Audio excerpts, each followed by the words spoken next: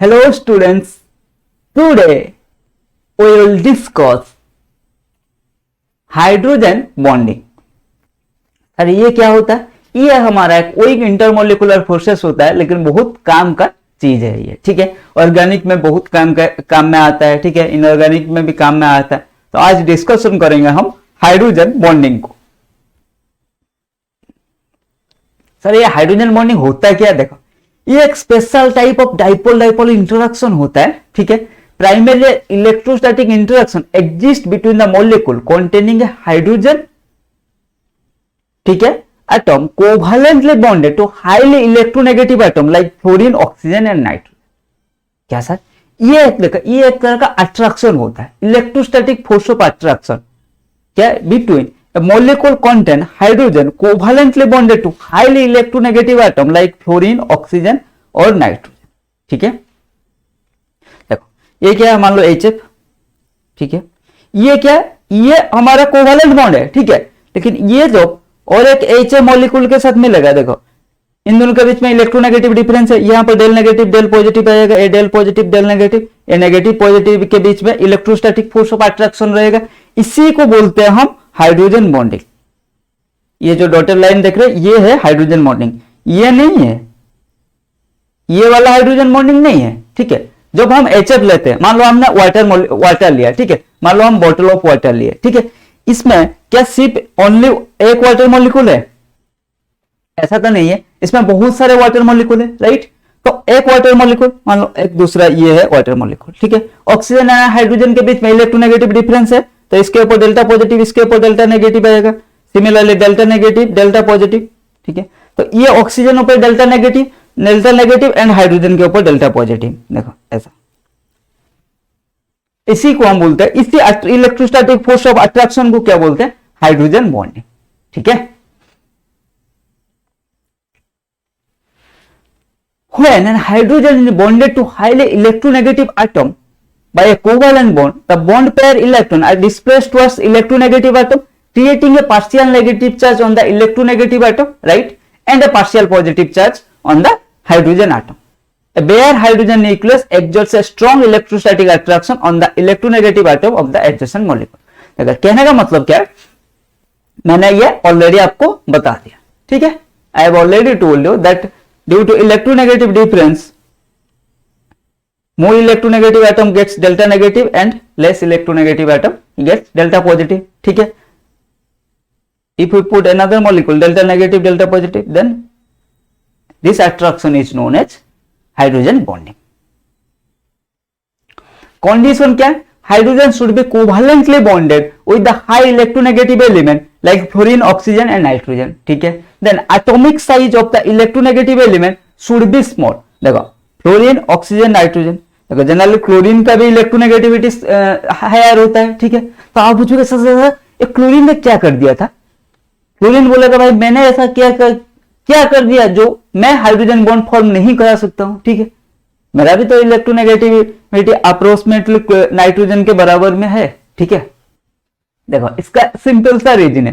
Condition number 2 देखते हैं, atomic size of the electronegative atom should be small, ठीक है। हाइड्रोजन बॉन्डिंग का कंडीशन बोलेगा भाई तेरा एटॉमिक साइज क्या है? स्मॉल है? नहीं भाई मैं थर्ड पीरियड एलिमेंट हूं, मेरा एटॉमिक साइज इतना भी स्मॉल नहीं है। तो फिर तुम्हारा कंडीशन ही सेटिस्फाई नहीं करो तो तू कैसे हाइड्रोजन बॉन्डिंग फॉर्म कर लेगा? भाई तू अपने रास्ता निकल जा, ठीक है भाई, निकल गया।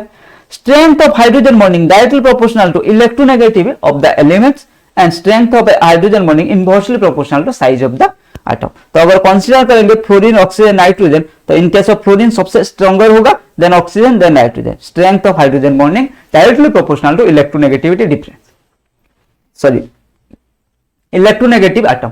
देखो हाइड्रोजन का फिक्स रहा, जैसे जितना electronegativity of the atom increase होगा क्या होगा?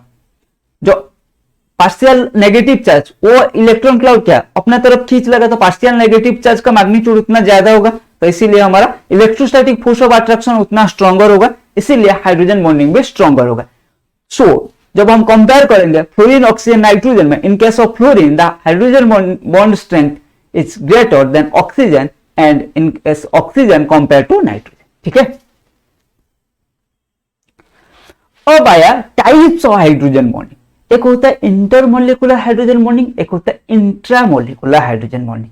देखो इंटर एंड इंट्रा का मतलब क्या है? Inter means between, intra means with in, ठीक है, between the molecule intermolecular hydrogen bonding, intra means with in the molecule intramolecular hydrogen bonding. Hydrogen bond forms between two or more molecules of either the same or different compounds known as intermolecular hydrogen bonding. More association takes place in intermolecular hydrogen bonding. That's why it is more strength.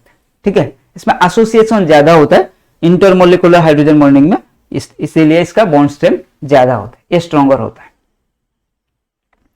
Intramolecular क्या? It can takes place within the molecule. Condition for the formation of intramolecular hydrogen bonding, a planar ring should be formed during the intramolecular hydrogen bonding. The number of atoms involved in the formation of ring should be 5 to 7 and there should be minimum strength. देखो जब intramolecular hydrogen bonding होगा तब एक ring like structure बनेगा, वो planner होना चाहिए, 5 to 7 member से ज्यादा नहीं होना चाहिए एंड स्ट्रेन फ्री या मिनिमम स्ट्रेन होना चाहिए, क्योंकि ज्यादा स्ट्रेन ज्यादा रिपल्सन डिक्रीज हो जाएगा। मतलब कहने का मतलब स्टेबिलिटी को कोई इफेक्ट, मतलब स्टेबिलिटी को कोई भी ऐसा इफेक्ट नहीं पड़ना चाहिए जिसकी वजह से वो डिस्टेबिलाइज हो जाएगा, ठीक है। Then types of hydrogen bonding, application of hydrogen bonding. Types of hydrogen bonding हमने डिस्कशन कर लिया। अब application of hydrogen bonding, floating of ice on water, D2O sinks in H2O, formation of clathrates, solubility, viscosity, boiling point. सबसे important है solubility, organic में बहुत बार ये आता है। Solubility, viscosity, boiling point, floating of ice on water, D2O sinks in H2O, formation of clathrates, ये सारे हाइड्रोजन बॉन्डिंग की वजह से होता है। कैसा होता है? वन बाय वन डिस्कशन करते हैं। Solubility, if the hydrogen bonding between the solvent and solute increases, solubility increases, ठीक है। Ethanol is soluble in water since hydrogen bonds are formed between oxygen atom of ethanol and hydrogen atom of water। देखा, कहने का मतलब क्या है? जो compound हमारा वाटर के साथ हाइड्रोजन बॉन्ड फॉर्म करेगा वो वाटर में सोल्यूबल जनरली होता है, आयनिक कंपाउंड को छोड़ के। जो कोवैलेंट कंपाउंड वाटर के साथ हाइड्रोजन बॉन्ड फॉर्म करता है वो वाटर में सोल्यूबल होता है। जो जितना अच्छे से हाइड्रोजन बॉन्डिंग बना सकता है उसका सोल्युबिलिटी उतना अच्छा होता है, ठीक है। आयनिक कंपाउंड से डिसोसिएट होता है आयनिक कंपाउंड को छोड़ के, कहने का मतलब यही है बस, और कुछ नहीं। Then viscosity, it measures the fluid's resistance to flow. More the number of hydrogen bond more is the viscosity, ठीक है। तो नंबर ऑफ हाइड्रोजन बॉन्डिंग जितना ज्यादा इंक्रीज होगा विस्कोसिटी उतना इंक्रीज होगा। देखो ग्लिसरॉल में total number of hydrogen bonding 9 है, ठीक है, ये याद रखना। इथिलीन ग्लाइकोल में total number of hydrogen bonding 6 है। मिथानॉल में total number of hydrogen bonding 3 है, इसलिए ग्लिसरॉल का विस्कोसिटी सबसे ज्यादा है, then ethylene, then glycol. Viscosity क्या? Fluid resistance to flow. देखो लिक्विड जनरली क्या करता है? फ्लो कर देता है, वो उसका रेजिस्टेंस, फ्लूइड रेजिस्टेंस, उसको बोलते हैं हम विस्कोसिटी, ठीक है। तो जितना हाइड्रोजन बॉन्डिंग जितना ज्यादा होगा मॉलिक्यूल का अट्रैक्शन ज्यादा हो जाएगा, जिसकी वजह से मॉलिक्यूल इतना इजीली फ्लो नहीं कर पाएगा, ठीक है, तो विस्कोसिटी ज्यादा हो जाएगा।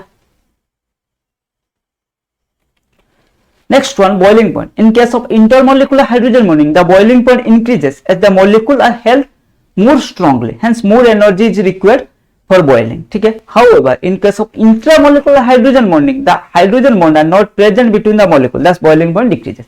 तो intermolecular जैसे मैंने ऑलरेडी डिस्कशन किया था जब टाइप्स ऑफ बॉन्डिंग डिस्कशन कर रहे थे, तो इंटर एंड इंट्रा में हम डिस्कशन कर रहे थे। इंटर जनरली मोर एसोसिएशन होता है, इसीलिए इंटरमोलिकुलर हाइड्रोजन बॉन्डिंग स्ट्रॉन्गर होता है। तो स्ट्रॉन्गर होगा तो हमारा बॉइलिंग पॉइंट भी ज्यादा होगा, ठीक है। एंड इंट्रा में बॉइलिंग पॉइंट डिक्रीज होता है, ठीक है। देखो floating of ice due to hydrogen bonding the water molecule in ice form and open cage like structure, ऐसा फॉर्म होता है। जनरली क्या होता है, अगर समझ में नहीं आ रहा, ऐसा होता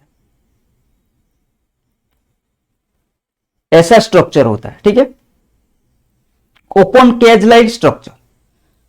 तो इसीलिए ये क्या होता है, इसका डेंसिटी लोअर हो जाता है एज कंपेयर टू वाटर, ठीक है। इसीलिए हमारा आइस वाटर में फ्लोट करता है, ठीक है। जनरली हमें पता है क्या है, सॉलिड सब्सटेंस हमारे लिक्विड में सिंक हो जाते हैं, ठीक है, मतलब डूब जाते हैं। लेकिन आइस क्या है, सॉलिड फॉर्म है वाटर का, लेकिन वो डूबता नहीं है, सिंक नहीं होता है, वो फ्लोट होता है, ठीक है, तैरता है। क्यों है? इसीलिए हाइड्रोजन बॉन्डिंग की वजह से इनके बीच में केज लाइक स्ट्रक्चर आ जाता है, तो इसके बीच में क्या गैप रह जाता है, तो डेंसिटी वाटर से लेस हो जाता है, ठीक है। टू ऑब्जेक्ट मान लो एक लिक्विड एक सॉलिड, एक टू लिक्विड जिसका डेंसिटी ज्यादा होता है वो क्या होता है, वो मतलब सिंक हो जाता है, जिसका डेंसिटी लेस होता है वो फ्लोट होता है, ठीक है। आइस का डेंसिटी वाटर से लेस है ड्यू टू हाइड्रोजन बॉन्डिंग, ठीक है। Next, deuterium form stronger hydrogen bond as compare to hydrogen as it is less electronegative than hydrogen atom, इसलिए इलेक्ट्रोनेगेटिव डिफरेंस ज्यादा आ जाएगा क्योंकि ऑक्सीजन तो सेम रहेगा, ड्यूटेरियम का इलेक्ट्रोनेगेटिविटी लेस है हाइड्रोजन से, तो इसीलिए क्या होगा यहाँ पे इलेक्ट्रोनेगेटिविटी डिफरेंस ज्यादा आ जाएगा, जिसकी वजह से हमारा स्ट्रॉन्गर हाइड्रोजन बॉन्डिंग फॉर्म होगा। Therefore the density of D2O is more than that of water and D2O sinks in water, इसीलिए हमारा D2O हमारा सिंक कर जाता है वाटर में, इसीलिए इसको हैवी वाटर भी बोलते हैं, ठीक है, क्योंकि इसका डेंसिटी ज्यादा होता है। Formation of clathrates, a clathrates is a chemical substance consisting of a lattice that traps or contain gas molecule, ठीक है।